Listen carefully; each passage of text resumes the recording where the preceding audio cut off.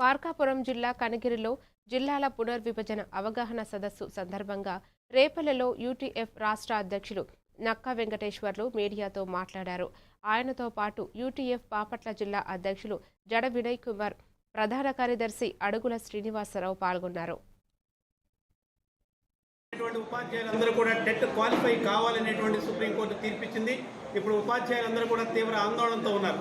ఉపాధ్యాయులు తీవ్ర ఆందోళనతోటి ఒత్తిడి కనుక ఉంటే తను బోధన చేసే సందర్భంలో విద్యార్థులకు నాణ్యమైన విద్యను, నైపుణ్యమైన విద్యను అందించడం కూడా కష్టంతో కూడుకున్న పని కనుక ఈ టెట్కి సంబంధించి ప్రధానంగా ఏదైతే ఈరోజు టెట్కి సంబంధించి ఆర్టీ యాక్ట్లో ఉన్నటువంటి 23 మార్కులతో పాటు వాళ్ళు ఏ సబ్జెక్ట్ అయితే బోధిస్తూ ఉన్నారో ఆ సబ్జెక్టులోనే 60 మార్కులు వచ్చే విధంగా పెద్ద ఎత్తున కృషి చేసే దానికోసం ప్రయత్నం చేసి ఆఫ్లైన్లో నిర్వహించాలని యూటీఎఫ్ రాష్ట్ర కమిటీగా డిమాండ్ చేస్తూ ఉన్నాం.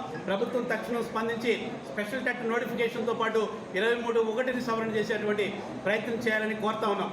అలాగే ఈరోజు రాష్ట్ర ప్రభుత్వం పాఠశాల ఓపెన్ అయిన తర్వాత ఈరోజు పాఠశాలలో ప్రధానంగా పిల్లలకి రావాల్సిన కిట్స్ ఇంతవరకు కూడా కొన్ని చోట్ల పరిమితం చేయాలి. బోధనేతర కార్యక్రమాలు కనుక కొనసాగితే పిల్లలకి నాణ్యమైన విద్య ఇచ్చేటువంటి అవకాశం లేదు కనుక అధికారులు ఒత్తిడి కాకుండా సూచనలు చేసి ఉపాధ్యాయుల చేత ప్రభుత్వ బడిని కాపాడుకునేటువంటి పద్ధతిలో ముందుకు తీసుకెళ్లే ప్రయత్నం చేయాలని కోరుతున్నాం.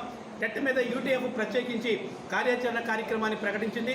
రేపు 13వ తేదీ దగ్గర నుంచి 25వ తేదీ వరకు ఎమ్మెల్యేలకు, మంత్రులకు అందరికీ కూడా ఇవాళ పెద్ద ఎత్తున మెమోరాండాలు ఇచ్చి సవరణ చేసే ప్రయత్నం చేయాలని కోరుతా ఉన్నాం. అలాగే వచ్చే జూలైలో 25వ తారీఖున మండలకి, 30వ తారీఖున మండల కేంద్రాల్లోనూ, జూలై 2వ తారీఖున జిల్లా కేంద్రంలోనూ, జూలై 15న రాష్ట్ర కేంద్రంలోనూ వన్డే పెద్ద ఎత్తున నిరాహార దీక్ష కార్యక్రమాలు చేస్తూ ఉన్నాం. ప్రభుత్వం ఈ కార్యక్రమాలకు వెళ్లకముందే, ఈ ప్రత్యక్ష ఆందోళనకు వెళ్లకముందే స్పందించి టెట్ మీద